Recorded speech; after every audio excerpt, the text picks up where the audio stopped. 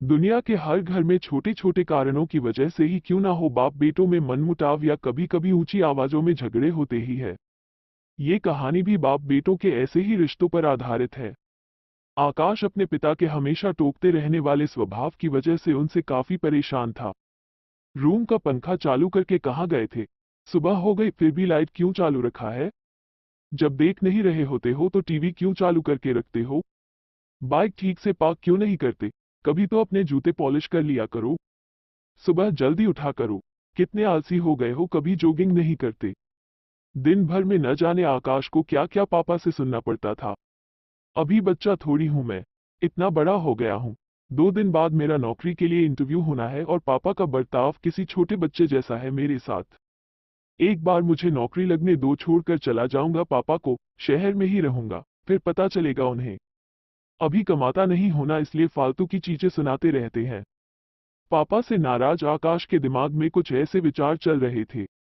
2 दिन भी बीत गए और आज वही दिन था जिसका आकाश को बेसब्री से इंतजार था। आज उसके इंटरव्यू का दिन था।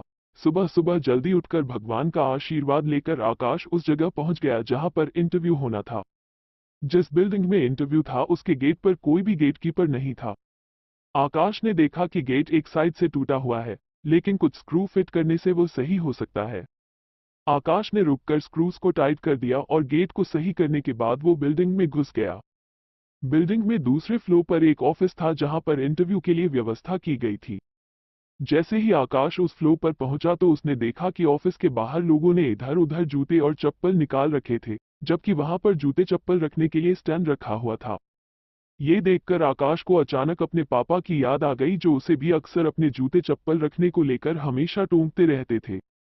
आकाश से रहा नहीं गया और उसने बेमन से ही लेकिन उन सभी जूते और चप्पलों को स्टैंड पर अच्छे से रख दिया। अंदर प्रवेश करने से पहले आकाश की नजर ऑफिस के बाहर जल रही कई सारी लाइटों पर गई जिनकी बिल्कुल जरूरत नहीं थी। सूरज की रोशनी इतनी थी कि लाइट्स बंद रहे तो भी कुछ फर्क नहीं पड़ने वाला था। उसने बाहर जल रही सारी लाइटों को बंद किया, फिर ऑफिस के अंदर प्रवेश कर गया। आकाश ने देखा कि ऑफिस में 20-25 कुर्सियां रखी है, लेकिन आगे की 10 कुर्सियां को छोड़कर बाकी की कुर्सियां खाली है और उन कुर्सियों के ऊपर लगे 2 पंखे बेवजह ही चालू है। उसने फिर अपनी आदत के अनुसार दोनों पंखे बंद किए और बाकी फालतू पड़ी कुर्सियों को एक के अंदर एक रखकर साइड पर रख दिया और वहीं पर बैठकर अपना नंबर आने का इंतजार करने लगा। एक के बाद एक सभी कैंडिडेट्स का इंटरव्यू होने के बाद जब आकाश का नंबर आया तो वो थोड़ा सा नर्वस लेकिन निडर होकर इंटरव्यू लेने वाले के पास पहुंचा। इंटरव्यू लेने वाले ने उसे अपने पास रखी कुर्सी पर बैठने के लिए कहा और थोड़ी देर तक दोनों में कुछ भी बातचीत नहीं हुई। फिर इंटरव्यूअर ने आकाश से पूछा, तुम कल से नौकरी ज्वाइन कर सकते हो क्या?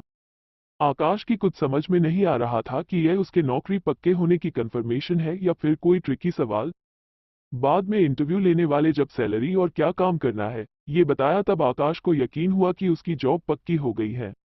आकाश बहुत खुश था लेकिन समझ नहीं पा रहा था कि न कोई सवाल ना एक्सपीरियंस के बारे में पूछा, फिर कैसे उसे जॉब के लिए फाइनल कर लिया गया। उसके चेहरे का सवालिया एक्सप्रेशन देख इंटरव्यू लेने वाले ने खुद ही कहा, कुछ सवाल और पेपर्स कभी आदमी की काबिलियत नहीं बता पाते। हमने इस बिल्डिंग में प्रवेश करने से लेकर प्रतीक्षा कक्ष तक कुछ अव्यवस्थाएं सेट करके रखी थी। वही आप सभी के लिए परीक्षा थी। हमने सीसीटीवी पर देखा कि आने वाले सभी कैंडिडेट्स में आप ही एक अकेले ऐसे थे जिन्होंने गेट के स्क्रू ठीक करने से लेकर बेवजह चल रहे बल्ब और पंखे बंद किए। ऐसा कर आपने अपना चीजों को यूटिलाइज करना और बचत तथा रिजेक्शन कम करने जैसे गुण दिखाए। आगे बढ़कर आपने बूट और चप्पल और कुर्सियां ठीक करके दिखा दिया कि आप अपने काम के लिए कितने वफादार हो सकते हैं और किस हद तक जा सकते हैं। बस हमें इतने गुण काफी थे आपको नौकरी पर रखने के लिए। पूरी बात समझ में आने पर आकाश को फिर से अपने पापा याद आए और याद आई उनकी कही हर बात। लेकिन इस बार उसके मन में कड़वाहट नहीं थी, क्योंकि उसे आज समझ में आया था कि पापा ने उसके लिए उसी मूर्तिकार का किरदार निभाया था जो अपनी मूर्ति को सुंदर और कीमती बनाने के लिए उस पर कितनी बार छीनी और हथौड़ी चलाता है। आकाश जो नौकरी मिलते ही अपने बाप से दूर भागने की सोच रहा था, वो नौकरी का कंफर्मेशन लेटर और साथ में मिली 1 महीने की एडवांस सैलरी को घर पहुंचते ही अपने बाप के कदमों में रख देता है। उनसे माफी मांगते हुए कहता है कि पापा मुझे माफ कर दीजिए, मैं आपको समझ नहीं पाया। अपने बेटे के लिए आंखों में खुशी और गर्व के आंसुओं के साथ पापा आकाश को गले से लगा लेते हैं और उसके सिर पर प्यार से हाथ फेरते हुए उसे आशीर्वाद देते हैं। दोस्तों, जब भी आपके पेरेंट्स आपको कुछ कहे तो उसके पीछे का कारण जरूर जानने की कोशिश करना।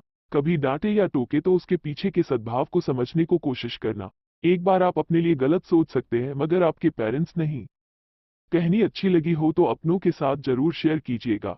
ऐसी ही सद्भाव और पॉजिटिविटी को जगाने वाली कहानियां हर दिन पढ़ने के लिए हमारी इस चैनल को सब्सक्राइब जरूर करें।